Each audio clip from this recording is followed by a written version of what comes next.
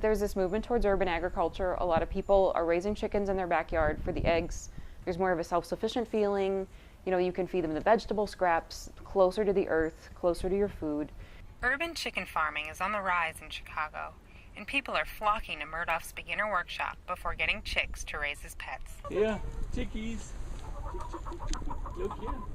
So February 13th was our first egg, and so we got one egg that day, no egg that day, second egg. I do think pets help teach some kind of responsibility, and they've been wanting a pet. This was a good introductory pet. Requires a little more maintenance than fish. It's always fascinating to see kids, you know, with the eggs and the hens, and have them understand that eggs don't come from the grocery store, that eggs do come from a bird. It's a chicken. You know what? This is Junior's egg. Gentle pets. John Emmerich started a home delivery service a little over a year ago after he went to the workshop and realized that getting supplies was a challenge for chicken owners living in Chicago. And he has no shortage of customers. I probably have a little over 50 right now, from 12 months ago.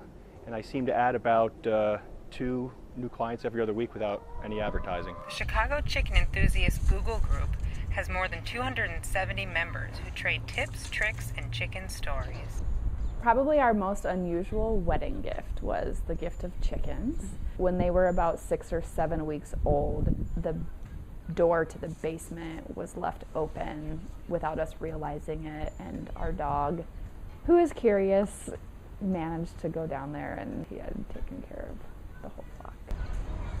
But Peterson and her husband replaced their lost hens and named the new flock after female revolutionaries.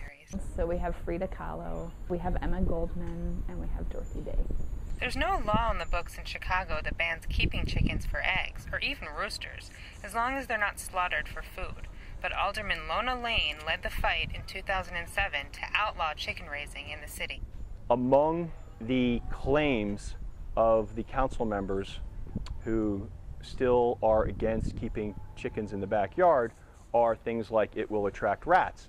While mice and rats could be drawn by the scattered feed, experienced chicken farmers say the easiest way to prevent rodents from visiting your neighborhood is responsible pet ownership. The key is just keeping things clean and keeping your birds, watching your animal husbandry.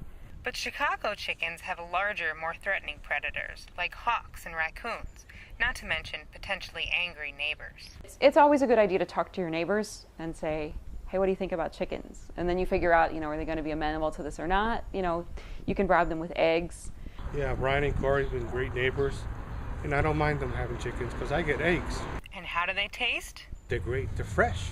One of our favorite is egg in a hole, the piece of toast with the fried egg in the middle.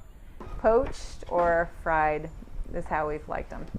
People are a little inhibited by the weather here. They don't realize just how hardy the chickens are. But as they learn and they give it a try, they realize it isn't that difficult to do. But anyone who has tried will tell you it's not all fun and games. You have to clean out the poop. You have to do all these things. Okay, it was a bit harder than expected. A bit. Urban farmers prefer to be closer to their food sources because these days, most grocery store eggs are produced by chickens in tightly packed warehouses. There is no red barn with a silo and cows mooing in the pasture. You know, they're locked up inside in very small cages. That's not the same as letting them walk around, get sunshine, fresh air, and eat grass and bugs, which hens are supposed to do. They're omnivores. A battery cage hen is under a lot of stress. So a battery cage hen is more likely to carry salmonella in her body. You know, folks want to protect themselves, and they know how to do it, and they should have that opportunity. Reporting for Medill, I'm Heather Perlberg.